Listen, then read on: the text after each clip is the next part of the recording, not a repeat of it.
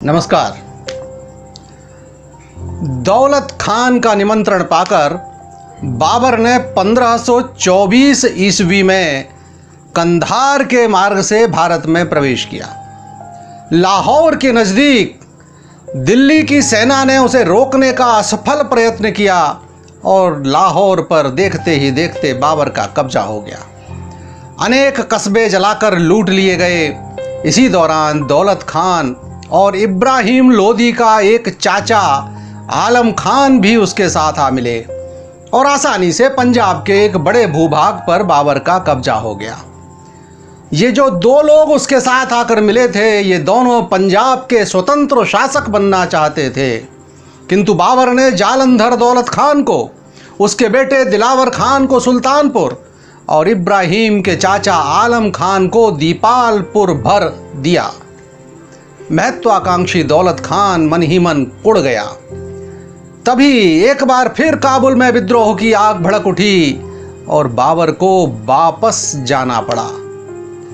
आप लोग समझ ही गए होंगे कि किस प्रकार समरकंद से भगाया गया बाबर काबुल और कंधार में अपनी जड़ें जमाने की कोशिश कर रहा था, किंतु स्थानीय अफगान बहादुर उसकी नाक में दम किए हुए थे।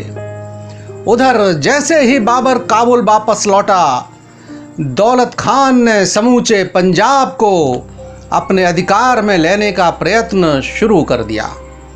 उसने अपने बेटे को ही नहीं बख्शा, दिलावर खान से सुल्तानपुर छीन लिया तो आलम खान को दीपालपुर से भगा दिया।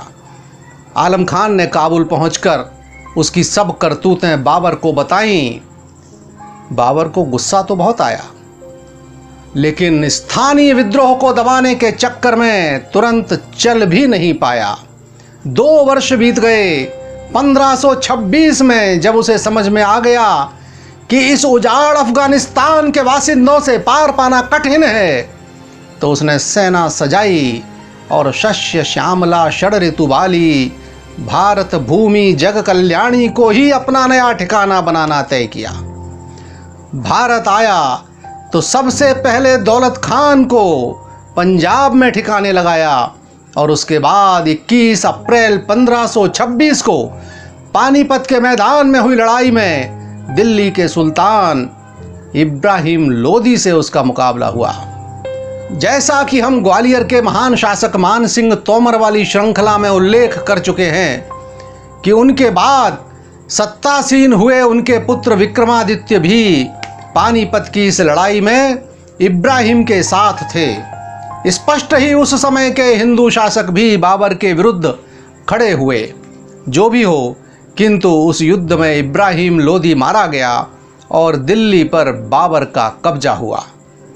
बाबर पानीपत के युद्ध में इब्राहिम लोदी को परास्त कर चुका था, पर लोदी के पारिवारिक लोग और उसके शुभचिंतक वफादार अभी भी जीवित थे। इब्राहिम लोदी की मृत्यु के उपरांत अफगान सैनिकों ने बाहर खां लोहानी नामक एक अफगान सरदार के नेतृत्व में एकत्रित होना शुरू किया। बाबर खान ने अपना नाम परिवर्तित कर सुल्तान मोहम्मद खान कर लिया और हसन खां मेवाती को अपना सेनापति बनाया। इन लोगों ने इब्राहिम लोदी के भाई महमूद लोदी को दिल्ली का बादशाह घोषित करने की योजना पर काम करना शुरू किया, लेकिन हसन खां मेवाती की योजना सिरे नहीं चढ़ पाई और उसके मूर्त रूप लेने से पहले ही अफगान सैनिकों और अधिकारियों में फूट पड़ गई। कई अफगान सरदार बाबर के पास पहुंच गए और उसे सारा भेद बता दिया। बाबर ने अपने पुत्र हुमायूं के माध्यम से सेना भेजकर विद्रोह के सभी संभावित क्षेत्रों पर अपना नियंत्रण स्थापित कर लिया, लेकिन लोदी वंश के लोगों के मन में बदले की आग धधकती रही।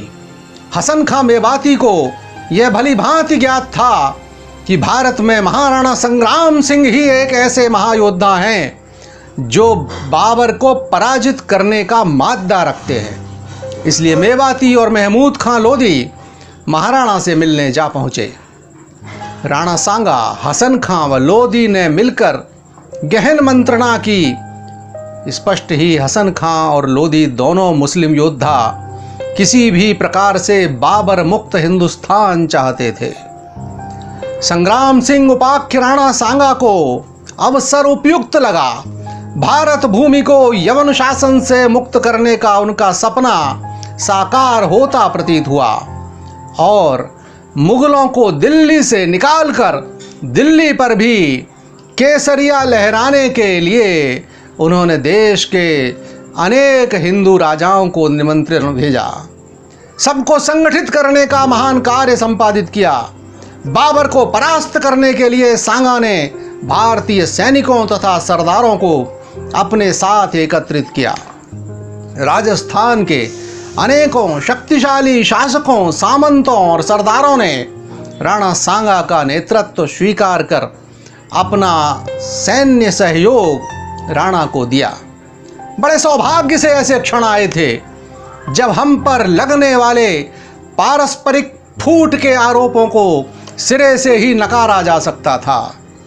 राणा की सेना में इस बार 1,20,000 सामंतों, सरदारों, सेनापतियों तथा वीर लड़ाकुओं की संख्या थी।